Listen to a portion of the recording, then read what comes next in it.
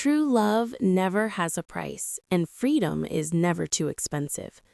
The story focuses on an elderly woman's journey of reclaiming her life, dignity, and self-respect after years of transactional love from family.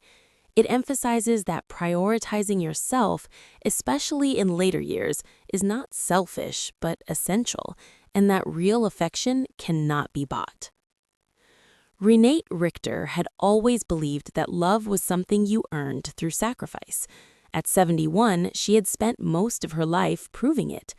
Widowed at 36 when her husband Robert died in a factory accident, she raised their only son Max alone.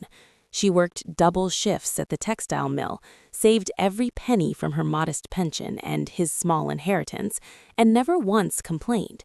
When Max married Alina 5 years ago, Renate welcomed her like a daughter, or tried to. For 3 long years, Renate had been their silent safety net. The rent, $500 a month, came straight from her account into theirs. Groceries when the fridge was empty, furniture for the new apartment, Lena's emergencies, a root canal, a spa weekend to de-stress, rings she needed for the proposal photos. Renate tallied it once, late at night with a calculator in trembling hands. $33,400, more than half her retirement nest egg gone. She told herself it was worth it. Family was worth it. Then came the phone call. Renate had been daydreaming about the wedding dress she bought herself. Pale lavender silk, $200 on sale because she wanted to look nice in the family photos. She dialed Max to ask about the date. Lena answered. Her voice was light, almost amused. "Oh, Renate, we already got married yesterday. It was very small. We only invited special people." The line went quiet. Renate stood in her kitchen, the phone suddenly heavy as stone. Special people. Not the woman who paid their rent. Not the woman who bought the sofa Lena was probably lounging on right now. Not her. Max came on the line eventually. "Mom, it was intimate, just us and 2 witnesses. Lena's parents were there, but you understand, right?" She didn't, but she said nothing. She hung up, walked to her closet, and stared at the lavender dress, still wrapped in plastic. Then she cried, not soft tears, but the kind that burn your throat and leave you hollow. A week later, the phone rang again, Lena this time. Her tone had changed from smug to shaky. "Renate, the rent is overdue. The landlord's threatening eviction. You forgot the transfer." Renate closed her eyes. She remembered every time she had rushed to the bank, every canceled doctor's appointment for herself so they could eat steak instead of beans. She remembered the wedding photo she found on Instagram the next day, Lena in white lace, the $800 Renate had loaned last month, her parents beaming, champagne toasts, no empty seat labeled Max's mom. "Lena," Renate said calmly, "didn't I warn you? I only help special people." Silence, then a stammer. "But we're family. You're like a second mom to me." Renate almost laughed, almost. Instead, she hung up. That night, she sat at her kitchen table with bank statements spread out like evidence in a trial. $18,000 in rent, $7,200 in food and supplies, gifts, emergencies, furniture, $33,400 total, money Robert had left so she could travel, garden, maybe take a cruise one day, money she had given away thinking it would buy belonging. The next morning, she felt different, not lighter yet, just resolved. She canceled the automatic transfers at the bank. Mr. Klein, the branch manager who had watched her account bleed for years, looked at her with quiet respect. "Are you sure, Mrs. Richter?" "I've never been surer." She changed her locks, installed cameras, opened a new account at a different bank. She called her sister Diana in Chicago and told her everything.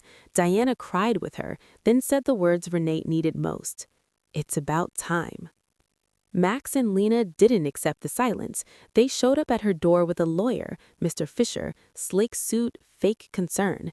They wanted to assess her mental well-being. They had papers ready, power of attorney, temporary guardianship. They painted her as confused, lonely, paranoid for installing cameras. Renee didn't shake the lawyer's hand. "These are my private documents," she said, snatching the folder from the table where he'd been snooping. "Get out of my house." Max's face twisted. "Mom, you're not thinking straight. We're worried." Lena added, tears on cue, "We made plans based on your support. We have obligations." "Obligations based on my money, not on me." They left angry. Threats followed, lawsuits, incompetence hearings. "You'll end up alone." Renee hired her own lawyer, Mr. Weber, elderly rights specialist. He reviewed everything and whistled. "This is textbook elder financial abuse. We document it all, change your will, get evaluated by an independent psychiatrist." She did. Dr. Moore's report was clear. Excellent cognitive function, above average for her age. No confusion, just clarity. Neighbors noticed the change. Eleanor Brooks next door brought coffee one day after overhearing the shouting. "I've been there," Eleanor said. "My daughter only called when she needed cash. I cut it off. It hurt like hell for months. Then she got a job. We talk now. Really talk." Renat started small. A haircut, a manicure, painting in the garden, calls to Diana without mentioning money once. She visited Robert's grave and apologized to his headstone. "I lost myself trying to keep him, but I'm finding me again." The escalation came fast. A social worker showed up. Wellness check after a concerned family report. Renat called Mr. Weber. He arrived with documents proving competence and abuse. The case closed in her favor. Then the lawsuit. Petition for guardianship. Max and Lena claimed erratic behavior, paranoia, refusal of help. They had witnesses, a tricked pharmacist, a grumpy neighbor, even a biased doctor. Renat fought back. Mr. Weber gathered her army. Eleanor, the garden club ladies, Maria, Cynthia, Alfreda, all survivors of similar betrayals. The hardware store owner who installed her cameras. Dr. Moore's flawless evaluation. The trial was 3 weeks later. Renat wore her best black suit, the one she bought for herself, not for photos she'd never be in. Their lawyer painted her as manipulated, isolated, declining. Lena cried on the stand. "She's like a second mom. We just want to help." Cross-examination shredded it. "When did you last call without asking for money?" Silence. "You excluded her from your wedding because she wasn't special enough?" Silence. Max testified next. Seeing her son swear to tell the truth while lying about her mind broke something inside Renat, but it also hardened her. Mr. Weber destroyed them with numbers. $33,400. Questions about independence at 35. Proof of break-ins, threats, manipulation. Renat took the stand last. Her voice never wavered. "I gave because I loved.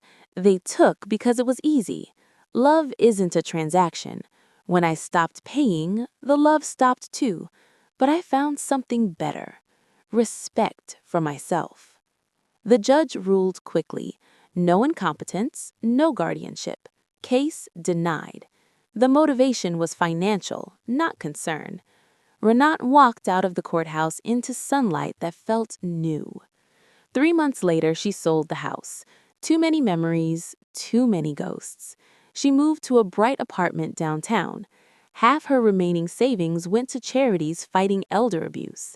The other half funded her life. A trip to Italy, she sent Diana postcards. Art classes, volunteer work at the senior center. Max and Lena faded. Rumors reached her. Smaller apartment, Lena's first real job, Max working overtime. Perhaps hardship would teach them what generosity never did. Some nights, Renat sat on her balcony, stars bright above the city. She thought of the woman she used to be, afraid to say no, believing love had to be purchased. That woman was gone. In her place stood someone who finally understood. True love has no invoice. Freedom costs nothing compared to the price of staying small.